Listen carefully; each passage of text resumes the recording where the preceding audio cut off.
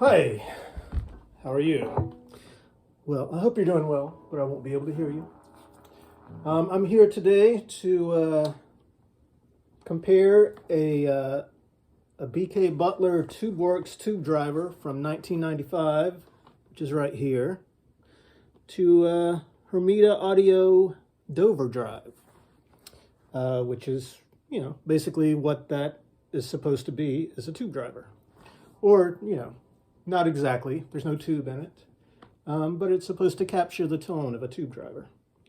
And we're going to compare the two today and see what happens. I'm going to be using a 70s Champ with around a 1970 SG Special, the original Gibson P90s.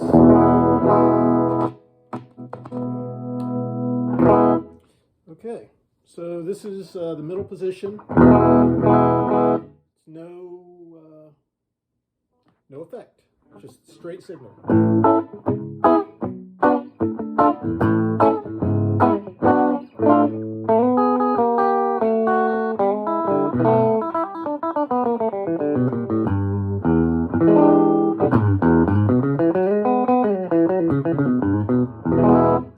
Okay,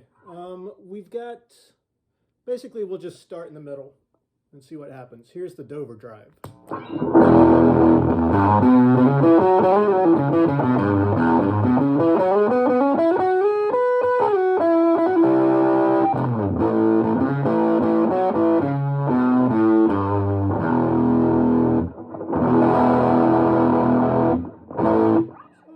Quite a bit of gain.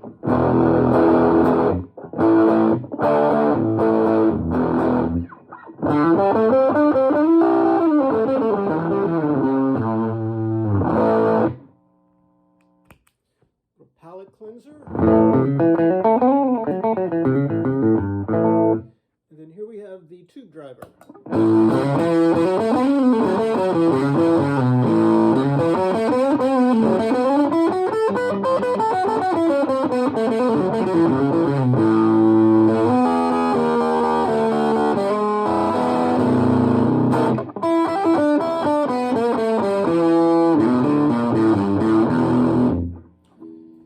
So right off the bat, it's quite a bit fuzzier than the Dover drive, but we're gonna reset things and see if we can get pretty close to one another.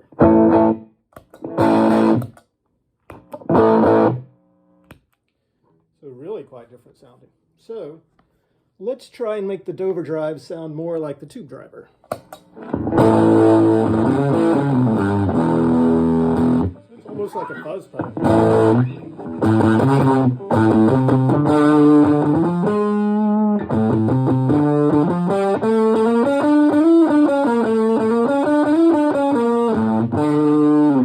Okay. So first what we'll do is we'll go up on the gain. Go down on the volume to compensate.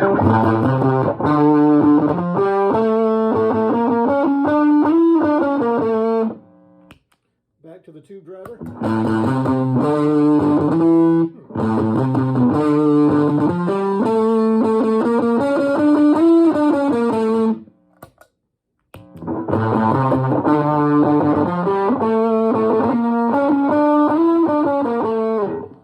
Okay, so that's with the Dover drive about 3/4 of the way up. We're going to go all the way up on the Dover drive.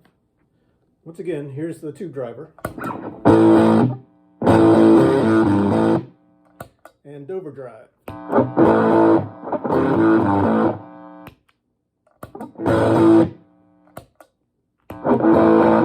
right, so it's a bit bassier. Let's go up on let's change the tone a bit, add some treble. Tube driver. Dover drive.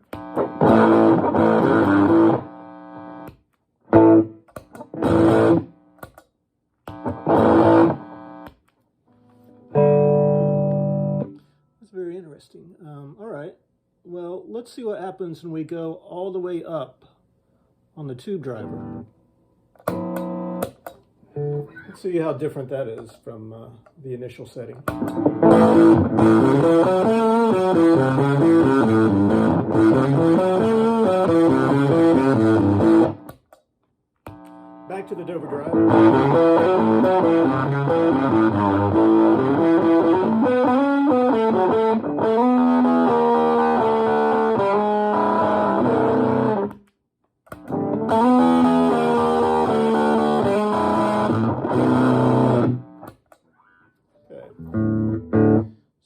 tube driver back on.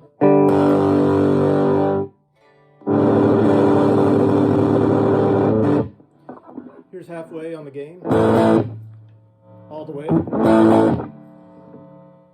mean, it does increase, but it's not the amount that I would think it would be.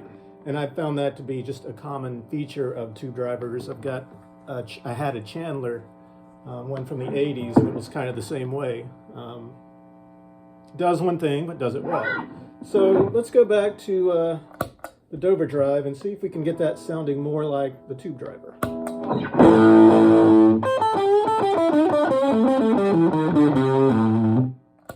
Back to the Dover drive.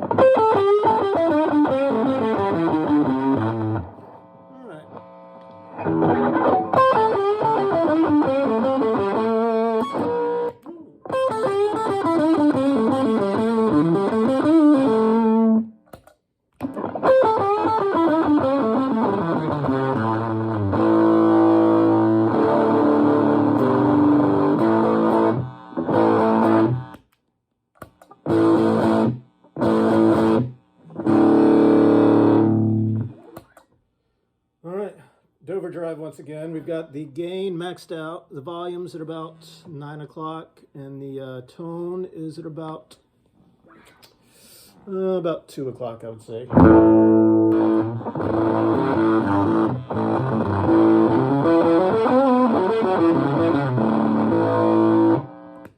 Going back to the tube driver.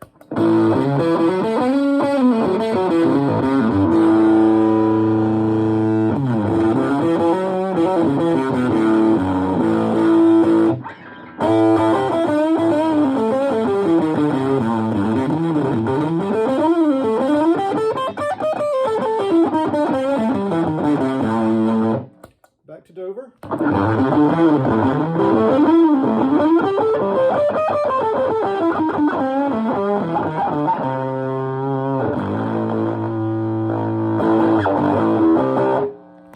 So I'm going to go to the bridge pickup, see if we can tighten that up a little bit.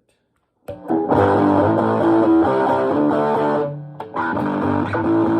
that does help. Let's go back to the tube driver on the bridge pickup.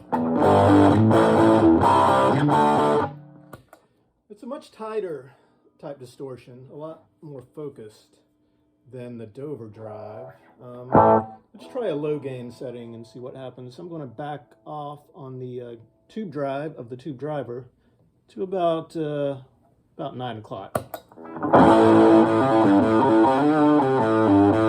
Still a lot of gain on there. And then we're going to go to the Dover drive. Let's back off to the same position just to see what it's like. That sounds really good, actually.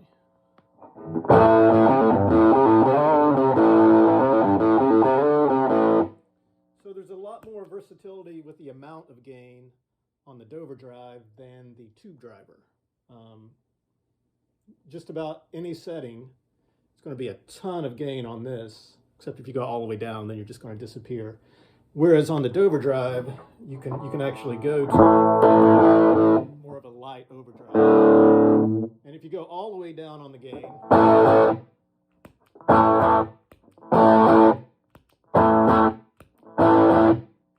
get some dirt. Whereas if you go all the way down on the tube driver, you get nothing. So you got to come up to there.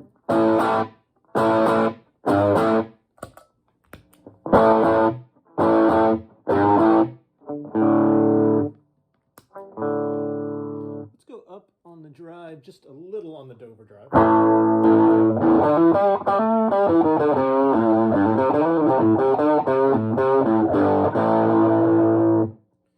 And back to the tube driver.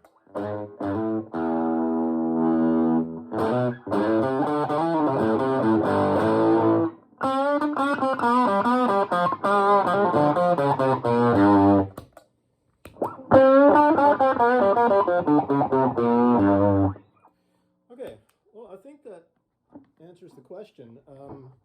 I don't think the Dover drive sounds much like a tube driver at all, at least not this one. but it does seem to be a more versatile pedal. They both sound really good. They just sound different. I think that's going to do it. Thank you.